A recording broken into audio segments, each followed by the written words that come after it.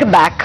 Well, markets, you'll have to say, rendering an excellent account of themselves. It's up 270 on the Sensex. That's a 1% gain. Nifty has been at a 1% gain since the word go, and that's 7925 or thereabouts. And the mid caps doing even better with a 1.3% gain. So a bunch of stocks that you can look at, but taking the honors away in the Nifty space are Hindalco and BHEL, both up 4 and 4.5% each. A bunch of banking stocks also doing very well, including some venerable PSU names. Bank of India up 2%, Union Bank up 2%, SBI up 2%. So bank index continuing to gain significantly. In fact, there are hardly any losers in the big cap space.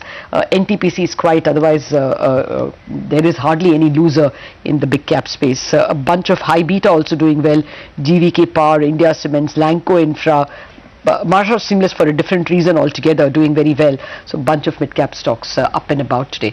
But it's result season and officially starting tomorrow when Infy announces its numbers. But before we come to a detailed discussion of the Infy numbers, once again an overview of what you should prepare for the result season. CRISIL Research is expecting India Inc. to report a revenue growth of 9 to 10% year on year in this quarter, but that is lower than the 13% growth reported in the June quarter.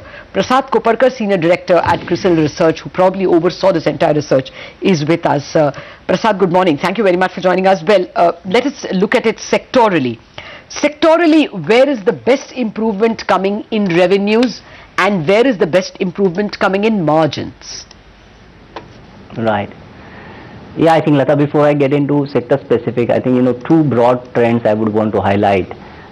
One thing, I think, clearly compared to the previous few quarters, what we see is that the improvement is getting definitely broad-based. I mean, in the last year, most of the last financial year, we saw only the export-driven sectors doing relatively better. That is now improving. Some of the industrial sectors are starting to do well. Commodities are starting to do a little better. On the other hand, the gap between the large and mid cap also seems to be kind of narrowing a bit. So overall, it looks like the breadth of the results is improving. Coming to your question on sector specific, clearly in terms of revenue growth, we see some of the consumption driven sectors like auto component clearly doing very well. Obviously pharma, IT, large cap pharma especially are going to still do pretty well, close to about 14-15% growth. IT will be little slower because the currency tailwinds are no longer with them. So there might be a little slowdown than what we have seen in the past. Okay. What's the growth that you're expecting from automobile? Because that's where the monthly sales numbers have looked good over the last few months. Right. Auto should be, auto sector as a whole should be about 14 to 15% top line growth. Within that, however, what we see is clearly passenger cars are doing much better. And within commercial vehicle, the heavy commercial vehicle segment, which was really getting beaten down over the last 2 years, is clearly showing signs of revival. However, the LCVs, the light commercial vehicle segment, is still kind of degrowing, and we don't have a very positive view even for the full year. On the other hand, two-wheelers continue to grow at into double digit, and tractors, because of poor monsoon, will have a bad year. So overall, auto should be about 15%. Okay. Going by your analysis, sectoral analysis, cement is expected to show the best revenue growth of 17.1%, and it's the second best even in terms of EBITDA margin growth. What's the? Can you give us more color on cement as well on real estate? Sure. I think cement, one thing is clearly there is a base effect. As you know, last 1.5 year, the volume growth has been very, very anemic. We are seeing some signs of pickup in volume growth, maybe somewhere close to about 5-6% is what we expect.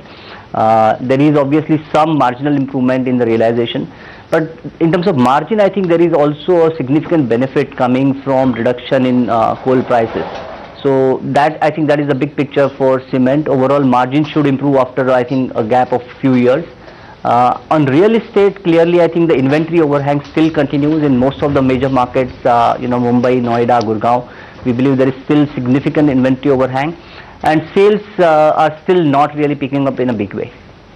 And finally, Prasad, on capex linked sectors as well as stocks, What's the expectation? Yeah. Do you think that, while there has been a change in business sentiment, it will still not translate into improved financials? No, unlikely. I think capital good sectors should still have a negative growth in this quarter as well, while the negative growth is kind of slowing down. So it will be maybe about 3 to 4% negative growth compared to what we have seen in the earlier year, much sharper deceleration. All right, Prasad, we leave it at that.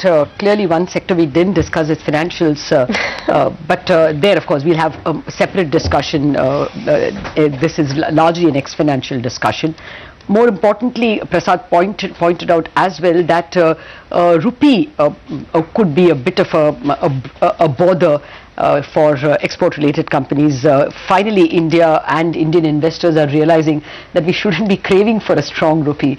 Maybe you crave only in times of distress, but otherwise a strong rupee is actually a laggard for stocks, actually a problem for export earnings as well as general earnings of companies.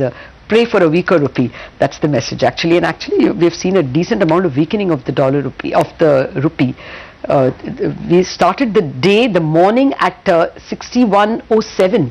The dollar has suddenly surged up. This is important. We started off with a rupee gain, but at this point in time the rupee is weakened, so a significant fall in the value of the rupee, or so it seems. 61.68. Okay, I think that was the wrong figure. Okay. No, I'm sorry. Please ignore that chart. The rupee still is at 61.08. So this is the correct price. It looked like 61.68 to me. Sorry. 61.08. Okay, fine. Then this is flat. The rupee is strong. Okay. On that note, it's Infosys earnings that we